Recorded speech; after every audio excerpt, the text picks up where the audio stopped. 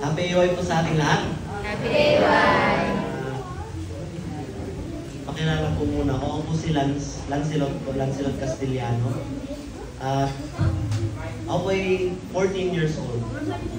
Nag-birthday po ako noong July 11. Sa mga nakakilala naman po sa akin, ako po ay nanggaling sa Quezon. At yung school ko po na yun ay hindi naman po masyadong mahigpit. Pero kung mahigpit po siya, parang hindi masyadong mahigpit, pero mahigpit. So, yung school ko po ay, nung first year ko po doon, nandun lang po kami sa buong 5 buwan. Bawal lumabas. Tapos po nagbakasyon lang po ng saglit ng December. Tapos po balik po ulit doon ng 5 buwan na naman. Nandun lang po sa school. Hindi po ako nakakalabas. Pero po marami pong natututunan. Doon, meron nga po meron po akong isang kaibigan dito, si Steven. Ano po siya, mahilig po siya magtanong tungkol po sa Bible. At salamat po sa school ko, nasasagot ko po yung mga tanong niya. Tapos, nagbibigay po ako ng references. So, dahil po dun sa school ko, yun po, marami pong natutunan. Pero po, nung pumunta po ako dito, nung nag-BY po dito ay,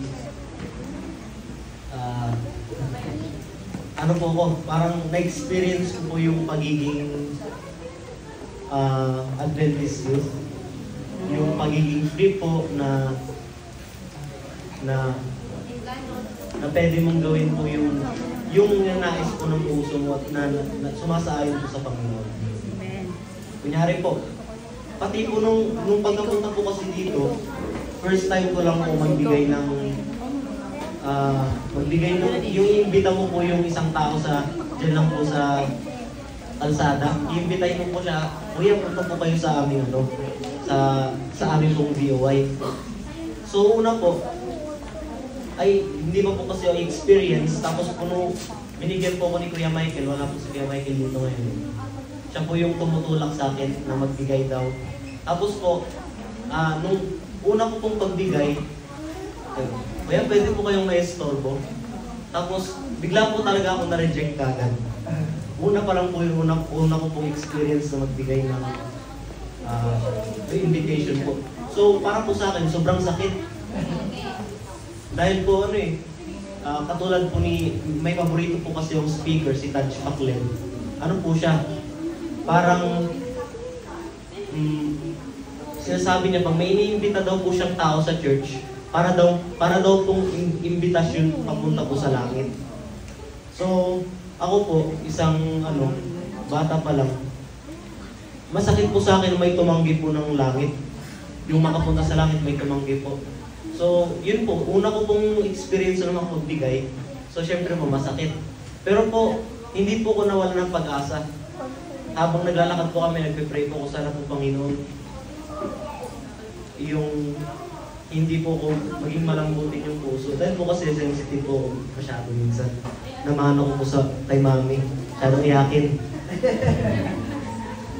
So, bilang maya-maya na lang po, binigyan po ko ni Kuya Michael ng apat na invitation. Tapos yun po, biglaan na lang, maya-maya po, pwede po kayo ma-store bilang na-accept po nila hanggang naubos ko po yung apat.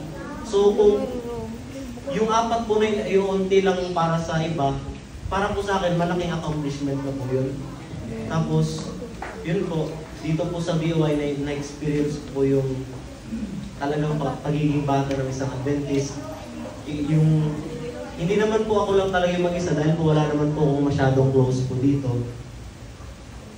Ay, dahil rin po dun sa Quezon na nasanay na po akong maging mag-isa, dito po, natutunan ko na kahit po mag-isa ako, kasama ko pa rin po ang Panginoon. So, dahil dun po sa school ko, natutunan ko po na maging disiplinado.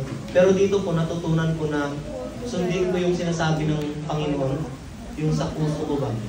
Yung gusto ko po na sumasang-ayon sa gusto rin po ng Panginoon. So, thank you rin po kay Pastor Yong. Dahil po sa message niya nung muna po mong Sabado dito ay na-touch po ko at looking forward po sa next year ng BOY.